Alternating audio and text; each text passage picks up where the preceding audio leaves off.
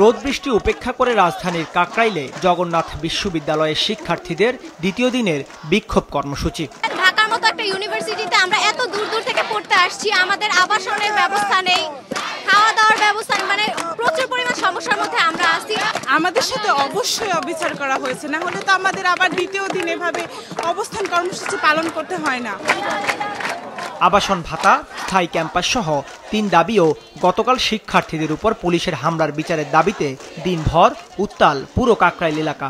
কোনো আশ্বাস নয়, দাবি আদায় করেই সড়ক ছাড়বেন বলে জানান তারা। যতদিন পর্যন্ত আমাদের এই দাবি না মানা হবে, আমরা ততদিন পর্যন্ত রাজপথে থাকবো। আমাদের উপর পুলিশ অমানবিক আক্রমণ চালায়। যে হামলা করছে তার জন্য তাদের বিচার হবে, এরপরে আমাদের দাবি মানা হবে, তারপরে আমরা সড়ক ছাড়বো। এর আগে আমরা সড়ক ছাড়ছি না।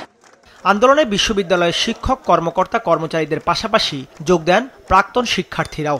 দাবি না মানলে আরও কঠোর আন্দোলনের হুঁশিয়ারি দেন শিক্ষকরা।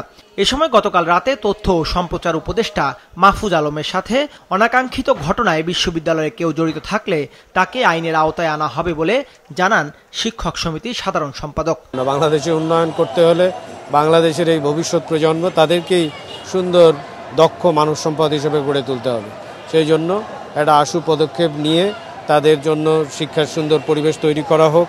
আমাদের যৌক্তিক দাবি মেনে নেওয়ার ঘোষণা দিন। আপনারা যদি সেই ঘোষণা দেন, আমি জগন্নাথ বিশ্ববিদ্যালয়ের শিক্ষার্থীদের দায়িত্বশীল হিসাবে দ্ব্যর্থহীন কণ্ঠে আপনাদের সামনে আমি ঘোষণা দিচ্ছি, 2 মিনিটের মধ্যে আমার শিক্ষার্থীদের নিয়ে আমি ক্যাম্পাসে ফিরে যাব। আর যদি দেয়া না হয়,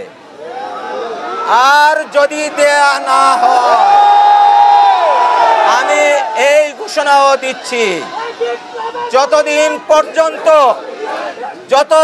পর্যন্ত আমাদের দাবির ব্যাপারে সরকার সুস্পষ্ট ঘোষণা না দিবে, আমাদের কর্মসূচি আমরা এখানেই অবস্থান করব।